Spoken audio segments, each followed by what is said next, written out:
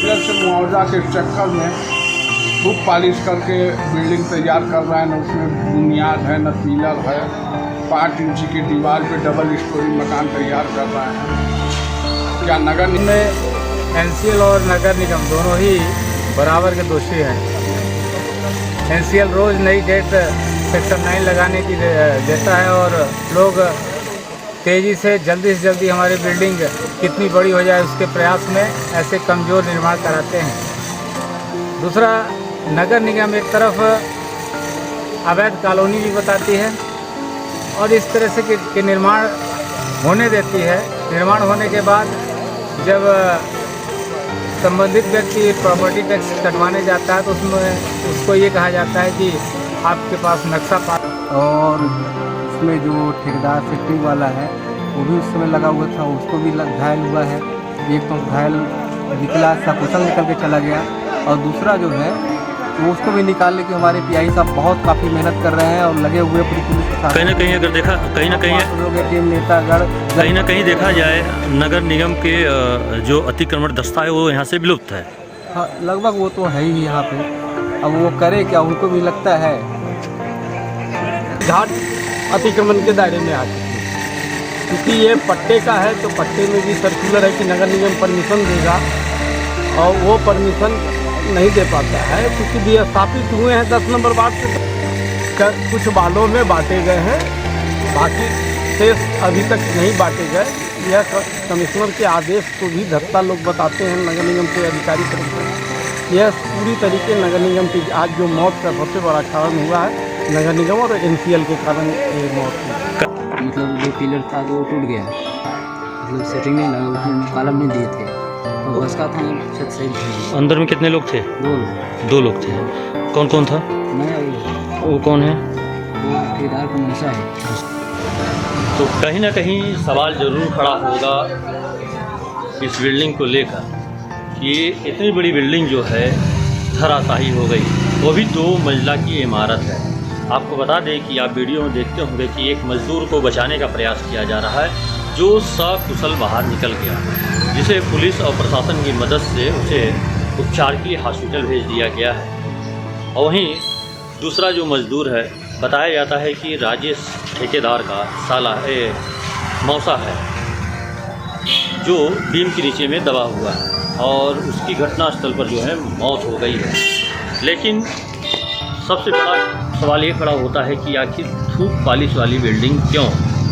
आखिर क्या ये ठेकेदार जो हैं गरीब मजदूर को जान गंवाने के लिए लेकर आते हैं?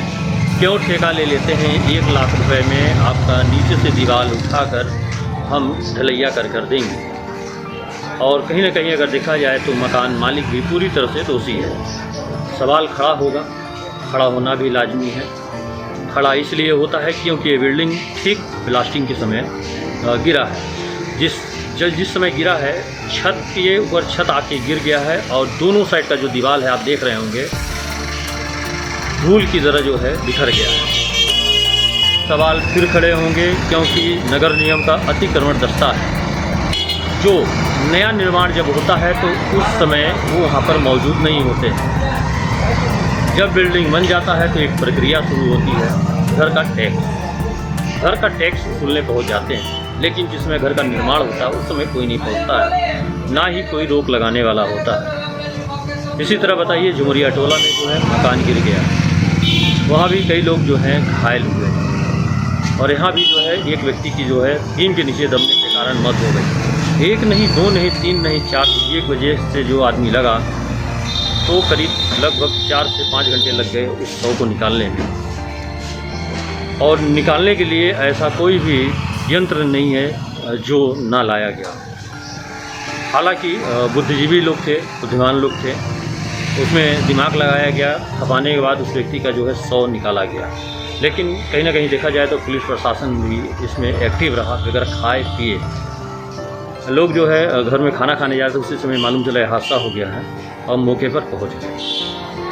हम जुड़ेंगे कुछ लोगों से, उनसे जानने का प्रयास करेंगे, बात भी करेंगे कि इसमें पूरी तरह से लापरवाही की है कहीं ना कहीं। लेकिन हम फिर बोलेंगे कि एनसीएल की पूरी तरह से लापरवाही है। जिस प्रकार से धारा 9 लगाने की प्रक्रिया की गई है उसी तरह माचिस के डिब्बे की तरह जो है घर भी यहाँ पर तैयार हो रहे हैं।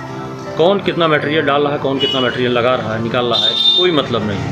बालू की जगह में ओबी का रेत जो है, जो उसके कचरा है, डस्ट है, उसका उपयोग किया जा रहा है घर बनाने के लिए। तब इससे अंदाज़ा लगा सकते हैं कि रेत की जगह मट्टी नुमा बालू और भस्सी वही भस्सी है। फिर से आपको याद दिला दें, जो पिछले दिनों जिसने ज़िले में कोहराम मचाया था, कोयले में डस्ट मिला के पीछे भेजा जाता है, वही भस्सी है। उसी भस्सी से यहाँ पर आज भी जो है नगर निगम के द्वारा जो रोड का निर्माण कराया जाता है उसका उपयोग हो रहा है, घर जो बन रहे हैं उसका उपयोग हो रहा है। तो कहीं ना कहीं भस्सी का भी खेल है। आप जो आज जो घर गिरा है, जो उसमें दीवार खड़ा है, आप देखते होंगे कि ईंट सीमेंट ईंट का जो है दीवार है और भस्सी का पूरा उपयोग किया गया है, जो कि पूरा जुड़ा नहीं। कहीं ना कहीं लोगों का कहना ये भी है कि 15 दिन, लगभग 15 दिन में ही जो है ढलैये का जो बीम का जो मटेरियल था, सेटरिंग, उसको हटाने का कार्य किया गया था।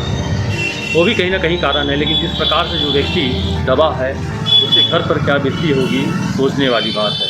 कहीं ना कहीं सवाल खड़ा होता है, क्या एनसीएल को नहीं मालूम है कि इतने नज़दीक में घर हैं और हमें ब्लास्टिंग किस तरह से करना चाहिए? ये भी एक सवाल है, क्योंकि उनके जो कर्मचारी हैं उनको एरिया का भ्रमण करना चाहिए, देखना चाहिए कि नज़दीक जो है खदान आ गया है, लोगों को पानी मुहैया हो रहा है कि नहीं, घरों में दरार कितने आ रहे हैं, और जो ब्लास्टिंग करते हैं उसका मानक क्या है। इसीलिए कहा जाता है कि सवाल खड़े होंगे, सवाल खड़ा होना लाजमी है। क्योंकि कहीं ना कहीं अगर देखा जाए तो जिस प्रकार से इस व्यक्ति की मौत हुई है, इतनी दर्दनाक मौत हुई है, कुछ कहा नहीं जा सकता। जिसमें पूरा प्रशासन एक्टिव रहा, आप देखते होंगे कि देखने वालों का भीड़ लगा है, लेकिन कोई कुछ देख नहीं पा रहा है। नीचे सारे लोग खड़े हैं, ऊपर प्रशासन खड़ा है, क्योंकि छत के ऊपर छत गिरा है तो व्यक्ति पूरी तरह से दब गया है। सवाल खड़े होंगे, क्योंकि ऐसे तमाम घर बन रहे हैं। ये पहली और ये दूसरी घटना है, और आने वाले दिनों में इस तरह की तमाम कितनी न जाने कितनी घटनाओं को देखना अभी बाकी है। क्योंकि कहीं ना कहीं अगर देखा जाए तो अधिकारी एक्टिव नहीं है। रोज़ घर बन रहे हैं, पहाड़ों पे घर बन गए हैं, जबकि सोचिए वहाँ पीने के लिए पानी नहीं है, लेकिन लोग मुआवजे के लिए जो है पहाड़ों पर घर बना रहे हैं। आखिर होगा क्या इनका? भगवान ही मालिक है। लेकिन कुछ भी हो, लेकिन एक व्यक्ति ने जो है अपनी जान गंवा दी। दूसरा, उपचार के बाद उसको लाया गया घटनास्थल पर, लोग उसे सांत्वना दे रहे थे कि जाओ हनुमान मंदिर में नारियल फोड़ो, भगवान के पूजा करो, बाल बच गए। लेकिन क्या इसमें एक प्रश्न भी खड़ा होता है, क्या ठेकेदार के ऊपर मामला कायम होगा, मकान मालिक के ऊपर मामला कायम होगा? क्योंकि सेटरिंग वाले की जगह जो सेटरिंग का सामान मटेरियल उपयोग करना चाहिए था, उसके जगह लकड़ी का बीम नहीं, जो जीआई पाइप होता है उसका उपयोग किया गया है। आप देखते होंगे किस प्रकार से वो बेचारा मजदूर दबा हुआ है, उसे लोग निकालने का प्रयास कर रहे हैं कि किसी प्रकार वो सुरक्षित निकल जाए। हालांकि वो मृत हो गया, लेकिन तभी उसे चोट ना लगे, उसे सही सलामत बाहर निकालने का प्रयास किया जा रहा है। लेकिन लोग सफल हुए, उसकी बॉडी को बाहर निकालते हैं, ले जाकर हॉस्पिटल रखते हैं, जहाँ पर उसका पंचनामा वगैरह होगा। लेकिन सवाल ज़रूर खड़ा होगा, क्योंकि इससे पहले अगर ब्लास्टिंग होता था तो जो अधिकारी थे तहसील के, वो भी आते थे, एसडीएम भी आते थे, मौके पर जांच करते थे कि जो ब्लास्टिंग की गति थी वो क्या है। लेकिन इतना बड़ा हादसा होने के बाद कोई भी नहीं आया। बहरहाल चाहे जो भी हो, सवाल हमेशा खड़े होते रहेंगे जब तक लोग सामने आकर बोलेंगे नहीं। इसी तरह घटनाएं और दुर्घटनाएं होती ही रहेंगी, क्योंकि जिस प्रकार से एनसीएल धारा 9 और मुआवजे धारा 9 लगाने की प्रक्रिया चल रही, उसी प्रकार से घर भी बनना स्टार्ट हो गया। क्या जो बिल्डिंग गिरी है डबल स्टोरी की, ब्लास्टिंग के समय और एक आदमी की मौत हो गई है। आज खदान बाजार के इतना नज़दीक आ गया है, कहीं न कहीं एनसीएल द्वारा जो लेट लतीफ़ी किया जा रहा है उसी का खामियाजा है। और जो यहाँ के निवासी हैं वो एनसीएल से मुआवजा के चक्कर में खूब पॉलिश करके बिल्डिंग तैयार कर रहे हैं। न उसमें बुनियाद है, न पिलर है, 5 इंची के दीवार पे डबल स्टोरी मकान तैयार कर रहे हैं। क्या नगर निगम का कोई अधिकारी को दिखाई नहीं पड़ता? कहीं न कहीं लापरवाही का ही देन है। इसमें हर आदमी गलत है, मकान स्वामी गलत है, अधिकारी गलत हैं। ये लापरवाही का देन है ना कि एक गरीब मजदूर की जान गई। ऐसा नहीं होना चाहिए। और जो सेक्शन 9 अभी लगने वाला था, उसको भी रोक दिया गया है कि चुनाव बाद होगा। तो कहीं ना कहीं ढिलाई बढ़ता जा रहा है, उसी का खामियाजा एक गरीब मजदूर भुगत रहे हैं। बाकी सब मेरी जुटी सरकार चल रही है। कहीं ना कहीं सवाल खड़ा नहीं होता है कि जो नगर निगम का अतिक्रमण है और एनसीएल के जो अधिकारी हैं, इतनी बड़ी घटना होने के बाद भी मौन धारण बैठे हुए हैं। तो उनको क्या फर्क पड़ना है? 1,50,000 रुपया दे देंगे, कौन उनको अपने जेब से देना है? एक नहीं कई हुआ, ऐसा ही झुमरिया टोला में हुआ। क्या हुआ? प्रशासन क्या एक्शन लिया? बस एक दिन का कार्रवाई होता है, उसके बाद चाय पानी हो गया, काम खत्म। साल भर के अंदर छठ घाट का नक्शा बदल गया। इस क्षेत्र में एक साल के अंदर तमाम निर्माण किए गए हैं, जिसके परिणाम स्वरूप आज ये दुर्घटना देखने को मिली है। क्या कहेंगे इस विषय में? मेरा मानना है कि इसमें एनसीएल और नगर निगम दोनों ही बराबर के दोषी हैं। एनसीएल रोज़ नई डेट सेक्शन 9 लगाने की देता है और लोग तेज़ी से जल्दी हमारी बिल्डिंग कितनी बड़ी हो जाए उसके प्रयास में ऐसे कमज़ोर निर्माण कराते हैं। दूसरा, नगर निगम एक तरफ अवैध कॉलोनी भी बताती है और इस तरह से कि निर्माण होने देती है। निर्माण होने के बाद जब संबंधित व्यक्ति प्रॉपर्टी टैक्स कटवाने जाता है तो उसमें उसको ये कहा जाता है कि आपके पास नक्शा पास नहीं है, दुनिया भर की फॉर्मेलिटी बताते हैं। नगर निगम यहाँ से 500 मीटर दूर है ऑफिस, वहाँ से लेके यहाँ तक में बेशुमार मकान बने हैं, लगातार बन रहे हैं, लेकिन बनने तक कोई कार्रवाई नहीं होती है। बन जाने के बाद सारी नियम कायदे उन लोगों पर लागू किए जाते हैं। ऐसे निर्माण ना हो आगे, कमज़ोर निर्माण ना हो आगे, ऐसे मापदंड तय किए जाने चाहिए और एनसीएल को भी जो करना है अतिशीघ्र उसको निर्णय करना चाहिए, जिससे ये दुर्घटना रोकी जा सके। मढ़ौली के कई विस्थापित यहाँ आके बसे हैं। ऐसा भी कहा जा रहा है कि ये पूरी सरकारी ज़मीन पे अवैध निर्माण कराया गया है। इस पर क्या कहेंगे? मेरे ख्याल से अभी तक मेरी जानकारी में ये है कि ये जो आदर्श गंगा स्कूल के पीछे जो छठ घाट के आसपास जो निर्माण हो रहे हैं वो किसी के पट्टे की ज़मीन थी, उन्होंने रजिस्ट्री कराई है। रजिस्ट्री कराने के बाद अपने मकान का निर्माण करा रहे हैं। लेकिन अगर ऐसी कोई बात है तो नगर निगम पे या प्रशासन को, राजस्व विभाग को इसमें ध्यान देना चाहिए। नाम बताइए, क्या नाम है आपका?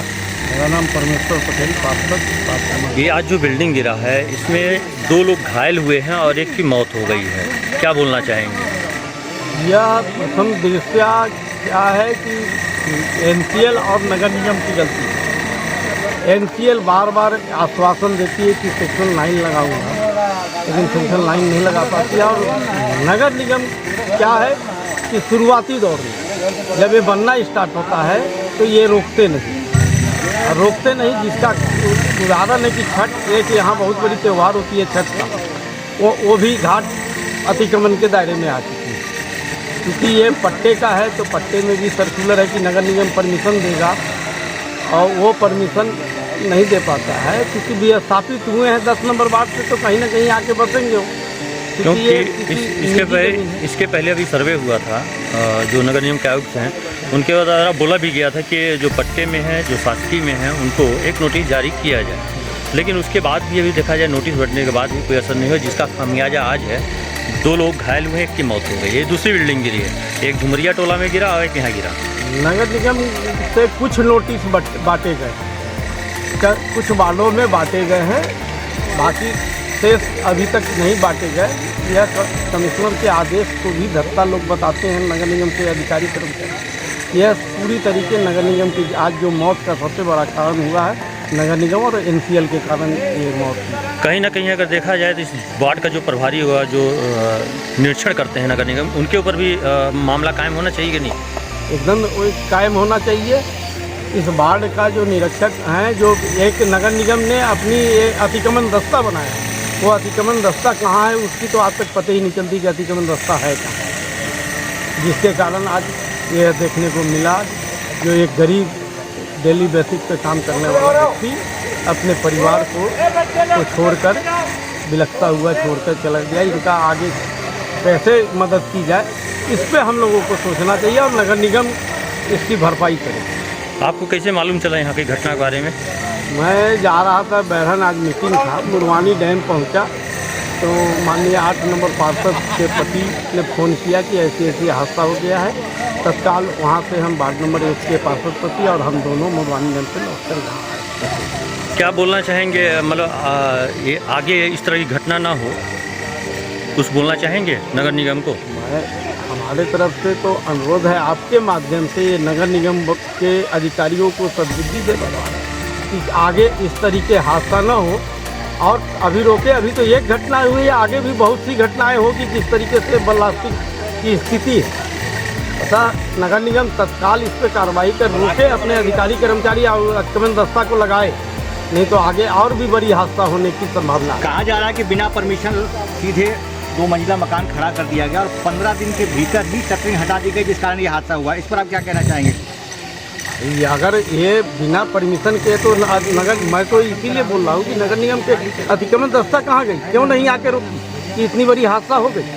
अगर नगर निगम का परमिशन नहीं था तो नगर निगम के पास अतिक्रमण रास्ता भी तो है, वो अतिक्रमण रास्ता कहाँ है इनकी? अपना नाम बताइए आप। आशीष कुमार गुप्ता, सिल्लू। आज जो घटना हुई है उसके विषय में क्या बोलेंगे?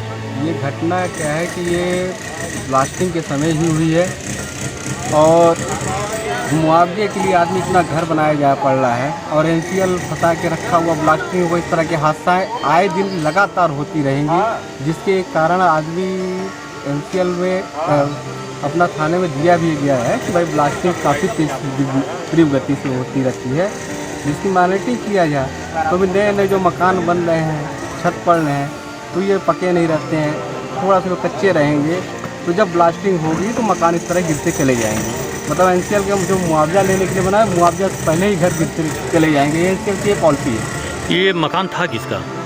ये मकान मार्केट के ही किसी अपने व्यक्ति का है।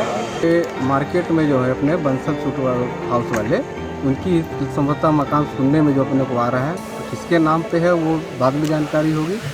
और इसमें जो ठेकेदार सेटिंग वाला है वो भी उस समय लगा हुआ था, उसको भी घायल हुआ है। एक तो घायल निकला, सकुशल निकल के चला गया और दूसरा जो है वो उसको भी निकालने के हमारे पीआई साहब बहुत काफ़ी मेहनत कर रहे हैं और लगे हुए पूरी पुलिस कहीं ना कहीं अगर देखा, कहीं ना कहीं टीम नेतागढ़ कहीं ना कहीं देखा जाए नगर निगम के जो अतिक्रमण दस्ता है वो यहाँ से विलुप्त है। हाँ, लगभग वो तो है ही यहाँ पे। अब वो करे क्या, उनको भी लगता है।